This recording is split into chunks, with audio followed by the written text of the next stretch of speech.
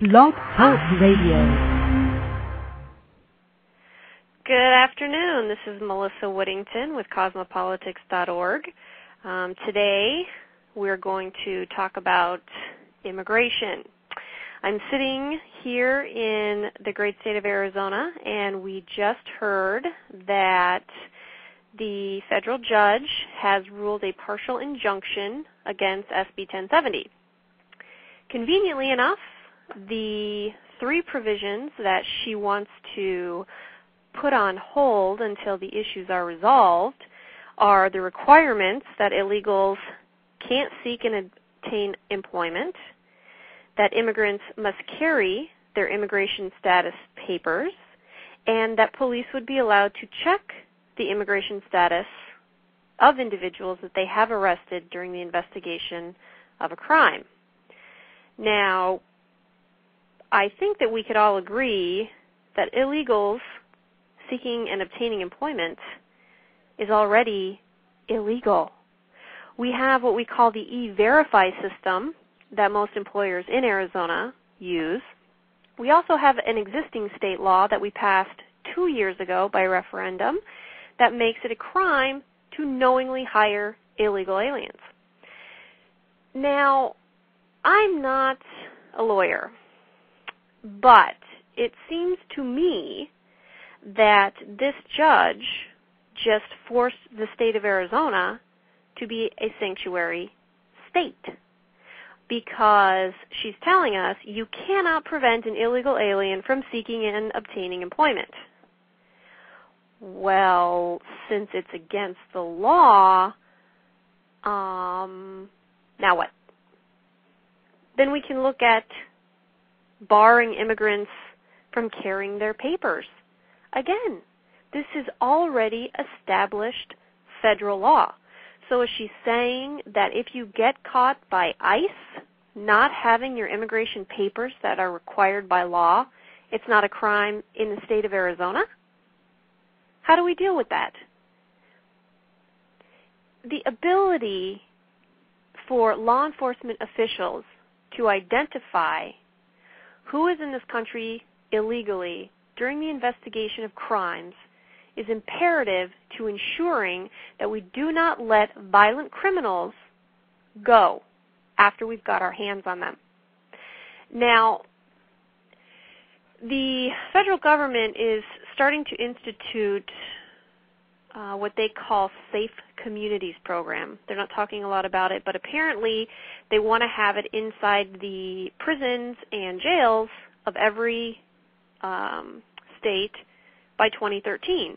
Now, what this particular program does, it would take the fingerprints of everyone who comes into the jail, because people are fingerprinted when they're arrested anyway, and it would run it against a federal database to identify illegal aliens. Because one of the biggest problems we've got with illegal aliens is identity theft. This is how they make money. This is how they get jobs. It's how they get around the E-Verify system. It's also how they avoid prosecution when they're arrested for being, what do they call that? Repeat offenders. When we capture a criminal, if we aren't aware that he has been arrested 7 times before for increasingly more violent criminal behavior, we don't know enough to keep him locked up and not allow him bail. How is the government going to tell me that my family is safe when they are advocating letting criminals run loose in my state? They don't want to seal the border, God forbid, and they don't want to crack down on the criminals that they've already let in. I just can't imagine that I live in a country where the people I have elected to manage my tax dollars and the public domain of law enforcement, regulation, and creation don't care about the people who hired them. That's like me telling my boss his ideas don't matter. I've got my own agenda. my paycheck would stop coming. Yet these politicians have no problem continuously going against the American people. I don't know where we go from here. It'll be interesting to hear the political and legal pundits discuss the ramifications of this law.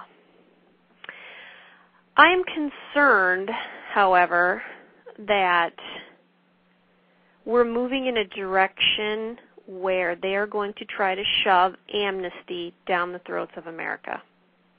Now, I wrote an article at allrightmagazine.com a couple of weeks ago.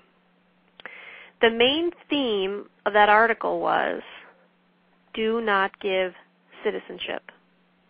I don't understand why the reward of citizenship is the only option we have for 12 to 20 million criminals in our country today. Our prisons are full of felons who are not allowed to vote. Why would these people who have broken federal law be any different? Many of them continually break federal law. The illegal entry, exit, and re-entry into the United States is a felony. Proving it isn't difficult. One of the ways that people prove that they have been in the country continually, receipts, rents, this type of a thing, utility bills. There are also ways to prove that they've come and gone. And many of them don't understand that coming, leaving, and coming back is a felony. So they admit it. They openly talk about it. Most of their family still lives in Mexico. They send a lot of money down to Mexico. My point is, why do these felons get a free pass, but the rest of the felons, American citizen felons, don't get a vote?